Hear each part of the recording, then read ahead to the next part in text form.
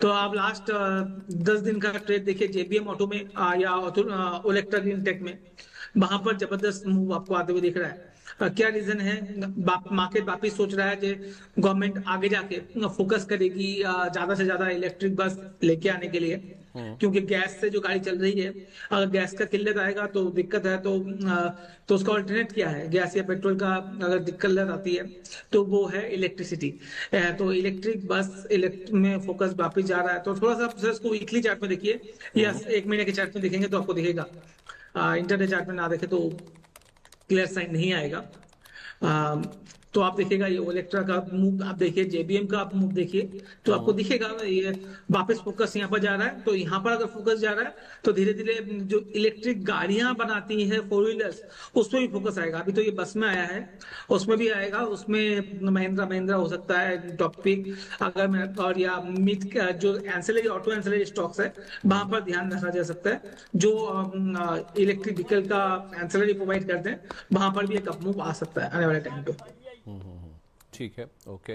तो ईवी वाले stocks, four wheeler EV बनाने वाली कंपनी, इन पर ज़्यादा फोकस रह सकता है, स्पेशली जिस तरह की सिचुएशन अभी हमारे मार्केट में बन रही है। स्टॉक वैसे भी काफ़ी बढ़िया थे, अब जो सिचुएशन बन रही है उसके हिसाब से यहाँ पर आप चाहें तो फोकस कर सकते हैं। और पीएसयू बैंकों में अगर आपका लंबी अवधि का नजरिए तो यहाँ पर भी फोकस किया जा सकता है। इंट्राडे करिए और पोजिशनल व्यू आप मार्केट्स में मत लेके चलिए, यानी कि पोजिशंस को कैरी मत कीजिए फिलहाल। हो सकता है 5 से 10% का डाउनसाइड और भी हो, लेकिन अच्छे फंडामेंटल्स वाले, रिलेटिव स्ट्रेंथ वाले स्टॉक्स में फिलहाल पैसा लगाने का बेहद शानदार मौका है। लेकिन सर इससे ना एफआईएस इत्तेफाक नहीं रख रहे। शुक्रवार को आप देखिए 5,500 करोड़ रुपए से ज़्यादा की बिकवाली फिर से एफआईएस की ओर से हुई है।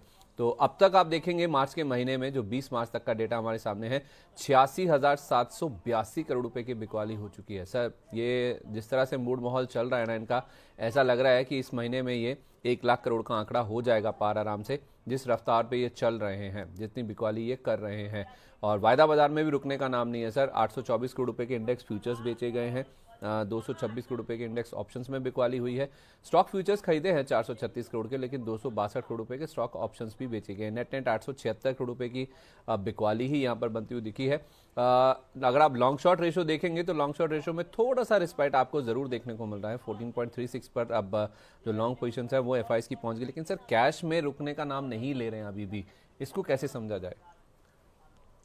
जी सर, एफआईएस की सेलिंग तो हमेशा ऐसे ही होती है जब सेल करने आते हैं। स्पेशली अभी जो ये डील जी के ऊपर एक आया था, जी का बहुत सारे स्टेक निकला है। और एक और कंपनी मैं भूल रहा हूँ, फ्राइडे के सेशन में एफआईएस की 2 कंपनी में बड़ा सेल था, उस वजह से भी ये नंबर आपको दिख रहा है। ये अदरवाइज भी एफआईएस तो सेल करके ही जा रहे हैं सर नेट में, तो वो तो हो ही रहा है। तो अब अभी एफआई सर जल्दी से वापस आते हुए दिख नहीं रहे। जिस तरह से मार्केट सिनेरियो है, वैल्यूएशन हमारा कंफर्ट जोन में आ रहा है। तो नेक्स्ट 6-12 महीने में तो आपको एफआई पॉजिटिव दिखेंगे। पर शॉर्ट टाइम में एक बार के लिए थोड़ा सा, जब तक ये जो वार है, ये थोड़ा सा चिंता कम हो जाए, उसके बाद से लड़ाई तो सर लंबी चलेगी मुझे लग रहा है। अभी ये कम से कम ये रशिया यूक्रेन की तरफ जाते हुए दिख रहा है, जिस तरह से 4-5 साल चल रहा है। बट मुझे लगता है यूएस इसको जल्दी खत्म करना चाहेगा, क्योंकि उसका भी नुकसान काफी हो रहा है और ईरान का भी नुकसान काफी हो रहा है। तीनों पार्टी में ही कुछ ना कुछ इश्यूज हैं, तो वो चाहेंगे इंटरनल खाते में चाहेंगे। और मुझे लग रहा है, जो सुनने भी आया सर, इंडिया एक महत्वपूर्ण भूमिका भी निभा सकता है इस जगह पे। आपको शायद 12 घंटा 24 घंटा 40 घंटा में कुछ सुनने में आए, इंडिया ने हस्तक्षेप किया है।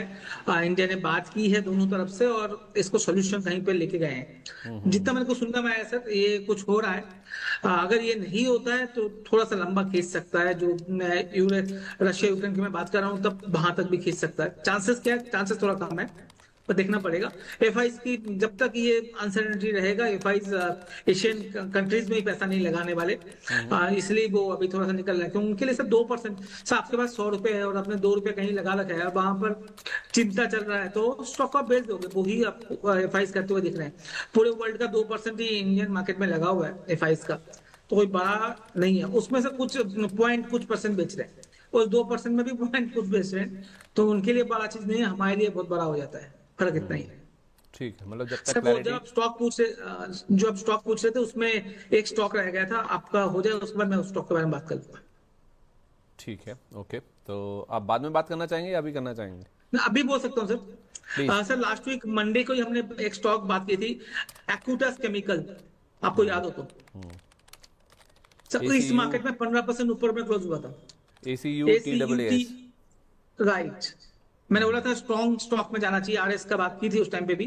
अब इसका थोड़ा सा सर एक वीक का चार्ट देखिए, आपको वो दिखेगा किस तरह से इसमें मूव आया सर। 15% का मूव सर एक वीक में आया, 15-16% का। आपने मंडे को ही बात की थी। मंडे जितना मुझे याद आ रहा है, हमने बात की थी इसका 2100, 2150 के बारे में करीब, 2100 रुपए के करीब बात की थी। वहां से 2400 रुपए का मूव, जहां पर निफ्टी ने डाउन साइड मूव दिखाया है, जहां पर मार्केट जबरदस्त करेक्शन मोड में है, उस जगह पे अकोटास 15% और 16% आपको रिटर्न देके जा रहा है। यही मैं बोलने की कोशिश कर रहा हूँ। आपको स्टॉक पेसिफिक होना है। स्टॉक पेसिफिक में यस, नंबर स्टॉक्स कम मिलेंगे जहां पर मूव आ रहा है ऊपर की तरफ, बट अगर आपको मिल जाता है तो बहुत अच्छा पैसा बन रहा है। क्या स्टॉप लॉस टारगेट है सर इसमें अभी? अब तो स्टॉप लॉस बढ़ा लीजिए, बढ़ा के आप अपना 2200 रुपए के करीब कर लीजिए। बट मैं एक डिस्क्लेमर जरूर दूं, ये हमारे HNI मल्टी कैप पोर्टफोलियो में है, और मैं 1600 रुपए से हम लोग लेके रखे हुए हैं। मैंने लास्ट वीक भी ये डिस्क्लेमर दिया था, अभी भी वही दे रहा हूँ। और ये हम कंटिन्यूअस होल्ड रख रहे हैं जब तक हमें आ रहा है सिस्टम से नहीं निकल रहा। तो अभी तो सर लास्ट 6-8-7 महीने से होल्ड कर रहे हैं। मुझे लगता है आने वाले 5-6 महीने और होल्ड करेंगे। मुझे 3000 का टारगेट दिख रहा है सर।